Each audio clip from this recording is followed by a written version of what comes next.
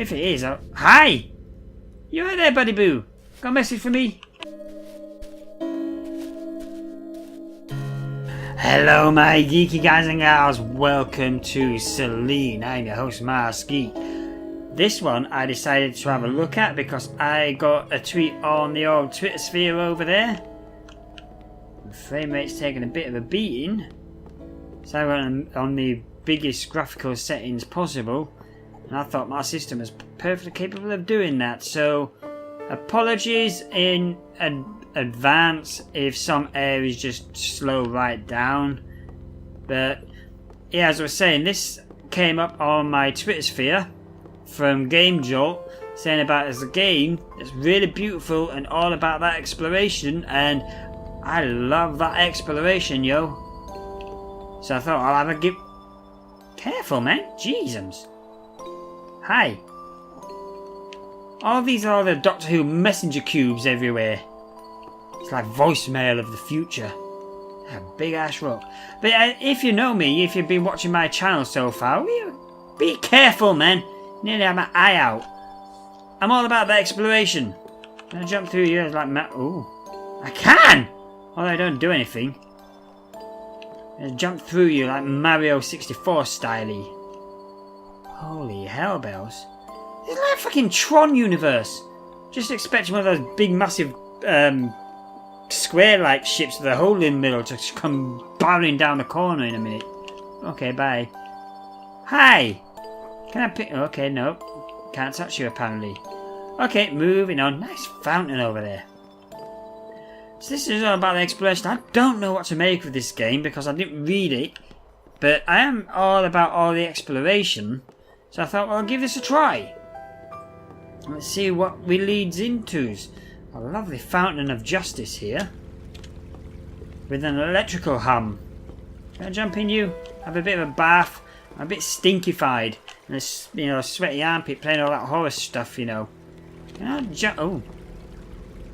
The water flashes! Bit of a graphical bug, but yeah, whatevs. Can't seem to be able to interact with anything. I can walk through things. That seems to be a bit game breaking. Trust me, I'll go and find a fucking fault with the game. Can't even fall off here. It's beautiful, man! Oh, that water, Okay, that's a bit wrong, but whatever, I'm not going to judge. Let me out!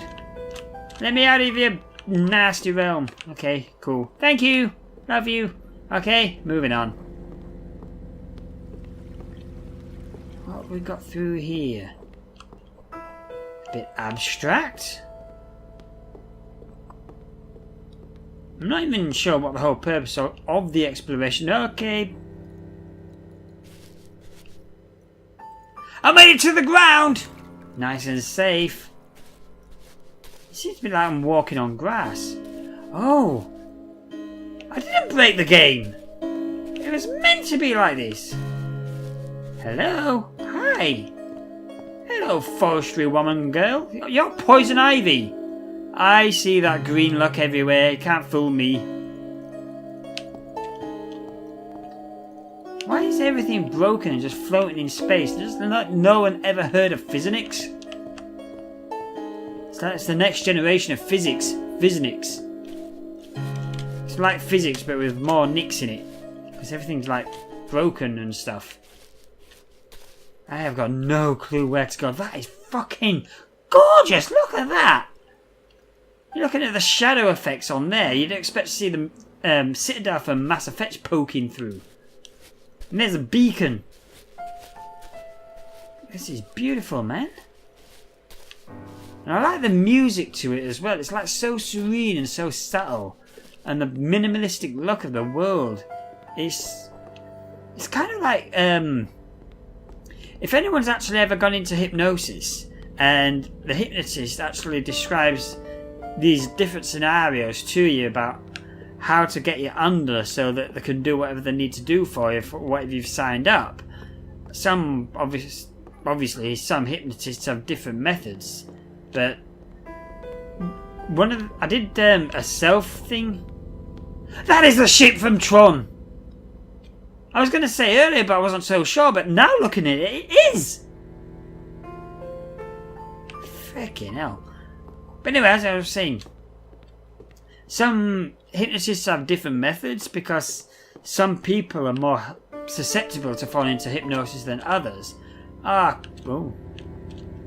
Okay, I'll just climb the wall. You see, physics is the next best thing.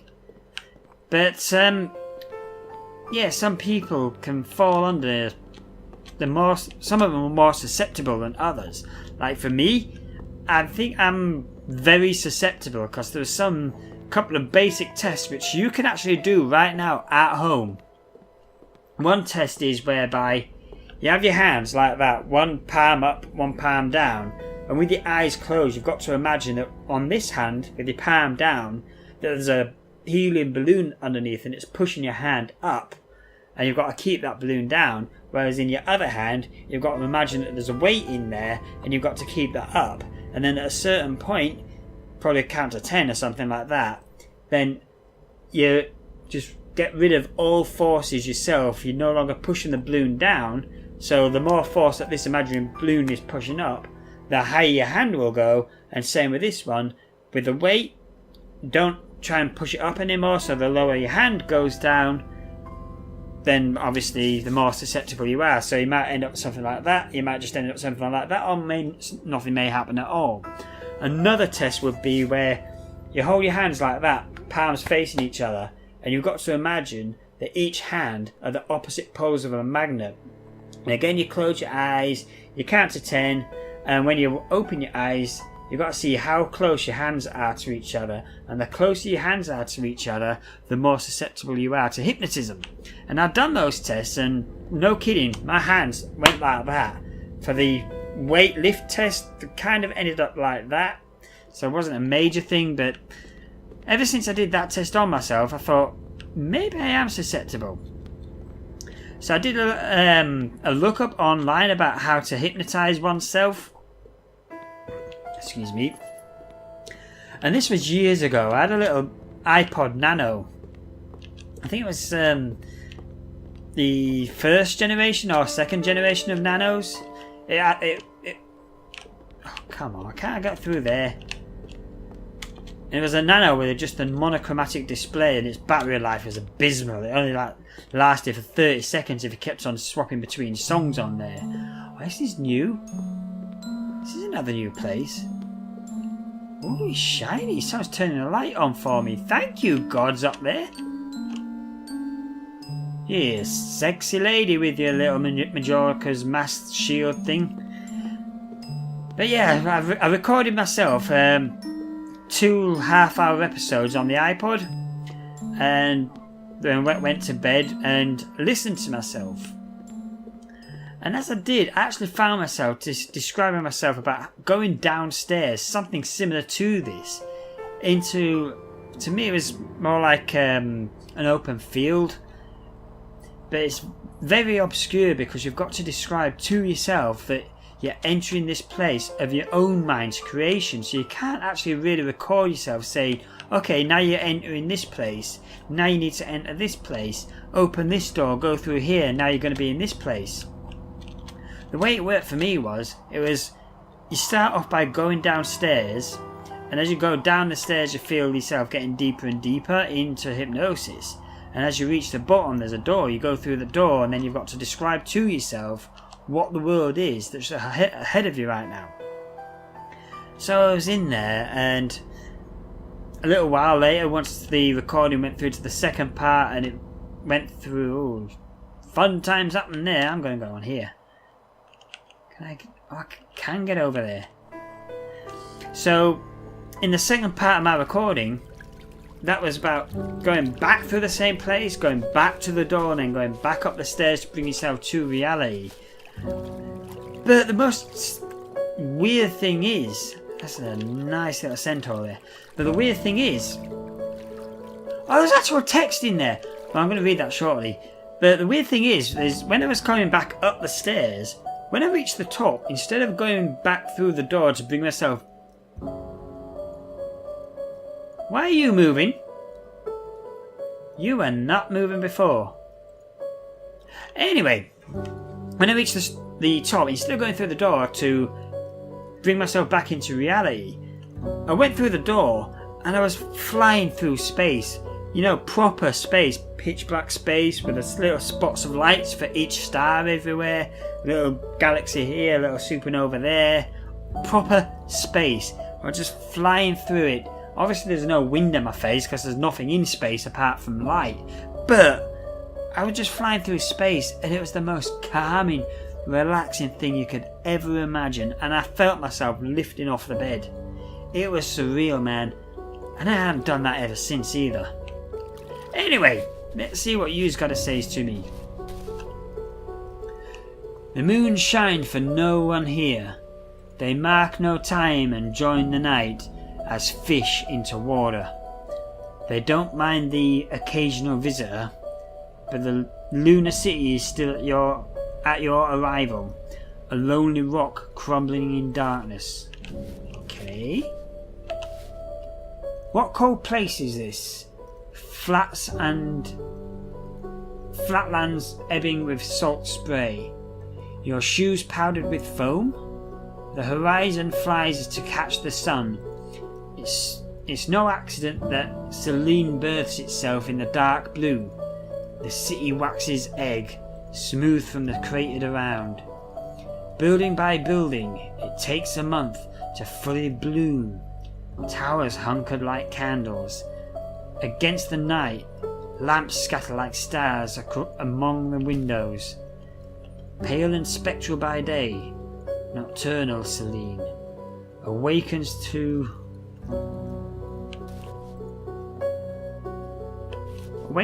pearl from the dusky ocean, I think that says. I'm not sure. Resplendent and wholesome one night before its a gradual descent back into light and back into land and sea. Poets name gods, astronomers magnify the sky, catalogue stars, and there's Mars Geek spitting into the microphone. You probably might have seen that, I'm not sure, but big globule of spit just went into my peripheral vision and hit the microphone. Sorry, microphone. Good thing I've got the shield thing for it. That'd be an expensive blowout. Anyway, the moon blinks a path around Earth like a great eye and beyond. Distant planets gather their own satellites. Alien moons are crumbs in a telescope lens. They can sweep from view in the turn of a globe, disappear into space like comets. Astronomers check their charts. Hypothetical is the word observed. Celestial vanishings, missing moons leave behind empty coordinates and names borrowed from myth. They quit their host planets and retire to Selene. That is very damn descriptive. It's like a novel, like a summary of a novel. That was really, really poetic. Were you there before? I'm not sure. No. Has it all changed? There's a glowy thing over there now. I'm going to go and check you out. What's my time going? 15 minutes. Not too bad right now. This is gorgeous. This is new. This was not here before. How long is this thing? Don't tell me it's going to be for a good 2 hours or so. Oh, man. If it is, Hi! You right there, buddy boo? Got a message for me? Hi? Gonna say anything? Go. No. Okay. Bye. If it does turn out to be 2 hours long, I'm just only going to play a certain length of it and just let you download it. It's free. It's on Game Jolt. And yeah. Just play to your heart's content. Explore what I'm probably going to miss. You going to say something on there? Or are you just... Oh no, you're the beacon from earlier. Let's go back. Actually, let's go through here. No, because you're the same. You are moving! How do I get back up to you? I want to get up to use. I can seem to run. I got a shift key to run. That's good. Don't know what I'm going to be running for. Okay, I'm just kind of in a big ass circle. You know, this is absolutely freaking gorgeous. There might be some more to explore in this, but it seems to me that this is just one whole big ass map. So there might be other things to find out, which I'm actually going to end the video so you can experience it for yourself. But this is beautiful. It's beautiful in a simplistic way. And it's the kind of game that if you end up like playing something that really gets to you and you just need to de-stress and you're an absolute proper grade A plus star hardcore gamer, this would be a good game to fire up occasionally and just say, fuck the world, fuck everything else, I'm in a bad mood, I need to calm down. So you fire this game up and just go into bliss. It might also be worthwhile to do what I mentioned earlier about doing that little experiment if you can. See how good you are at being hypnotised. That's the start of the level. And see what happens. If you do that, I'd really be actually interested to know if you did manage to get yourself hypnotised and put yourself under and what you experienced. As long as it's good. If it's something bad, probably not best to put it on a social media network, but still, I'd be interested to know what happens if you did put yourself under. But anyway, my geeky guys and gals, I'm going to end it here. It's a beautiful game. If you like it, thanks for watching, and thanks very much for watching. I said that twice. Don't know why. I'm on repeat. I don't know why. I said that twice. Don't know why. Play again. Anyway, my geeky guys and gals, if you liked the video, smack the like button. If you didn't, smack the dislike button. But please give me a comment. Let me know what I can do to improve the video just for you. And as always, if you want to know when the next video is coming out, smack the subscribe button down there in that there corner if you haven't already. And I'll see you in the next video. So bye-bye for now. Okay, that's going to be fun. Oh. Shite. There we go. Got ya. Oh yes. Who would you rather have all fingernails and toenails removed quickly, or deep paper cuts on the webbing between each finger and toe slowly? Ouch. Fucking ouch. Oh, pain. I don't cope with pain. I wandered lonely as a cloud, that dived over hills and meadows. Oh, I don't know that saying. I'm old, man. My memory's shite.